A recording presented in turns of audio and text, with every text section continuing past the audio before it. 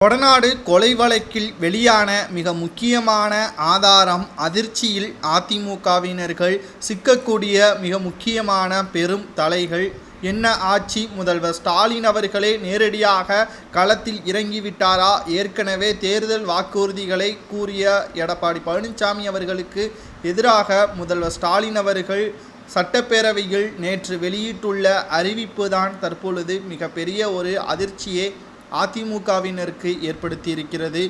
சட்டப்பேரவையில் பேசிய முதல்வர் கொடநாடு கொலை மற்றும் கொள்ளை வழக்கில் 8 செல்போன்கள் 4 சிம் கார்டுகள் பறிமுதல் செய்யப்பட்டுள்ளது என்றும் இந்த வழக்குகள் தொடர்பாக 8000 பக்க அறிக்கை தயாரிக்கப்பட்டுள்ளதாகவும் கொடநாடு கொலை மற்றும் கொள்ளை வழக்கில் தொடர்புடையவர்களுக்கும் வெளிநாடுகளில் இருந்து தொலைபேசி அழைப்புகள் வந்துள்ளதாகவும் இன்டர்போல் விசாரிக்க வேண்டும் என்றும் முதல்வர் ஸ்டாலின் அவர்கள் தெரிவித்திருக்கிறார்.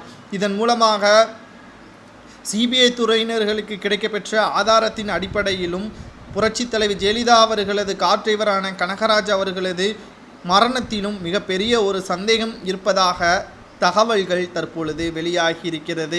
அதாவது எடப்பாடி பழனிசாமி அவர்கள் இதில் சம்பந்தப்பட்டிருப்பதாக கனகராஜ் அவர்கள் வாக்குமூலம் கொடுக்கப்படக்கூடிய நேரத்தில் தான் கார் விபத்தில் அவரது உயிர் பறிபோனதாக குடும்பத்தினர்கள் கூறியுள்ளனர். மேலும் இதற்கான ஆதாரங்கள் எதுவும் சரியாக இல்லாத காரணத்தினால் அது விபத்தாகவே பதிவு செய்யப்பட்டுள்ளது. இந்த நிலையில்தான் கேரளாவில் இருந்து கைது செய்யப்பட்ட 7 நபர்கள் முதல் 12 நபர்கள் வரை, முதலாவதாக 7 நபர்கள், அதற்கு பிறகு 5 நபர்கள் கைது செய்யப்பட்டார்கள். இந்த நிலையில்தான் ஆக மொத்தத்தில் 12 நபர்கள் வரை கைது செய்யப்பட்டு விசாரணையும் சிபிஐ துறையினர் ஏற்படுத்தினார்கள். இந்த சூழ்நிலையில்தான் முக்கியமான பெரும் தலைகள் இதில் தொடர்படுத்தி இருப்பதன் காரணமாகத்தான் அதிமுகவின் ஆட்சியிலேயே இதை கண்டு காணாமல் இந்த வழக்கை எப்படியாவது முடித்துவிட வேண்டும் என்று எடப்பாடி பழனிசாமி அவர்கள் நினைத்ததாக ஸ்டாலின் அவர்கள் கூறியுள்ளார்.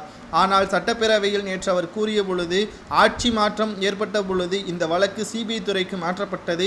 மேலும் எடப்பாடி பழனிசாமி தலைமையிலான ஆட்சியில் அனைத்து ஆதாரங்களும் அளிக்கப்பட்டதன் காரணமாகத்தான் இந்த வழக்கு இவ்வளவு தாமதமாக மாற்றப்பட்டதாகவும் கூறியுள்ளார். மேலும் குற்றவாளிகள் விரைவில் கைது நடவடிக்கை மேற்கொள்ளப்படும் வரை நாங்கள் இதில் இருந்து பின்வாங்க மாட்டோம் என்றும் ஸ்டாலின் அவர்கள் தெரிவித்திருக்கிறார்.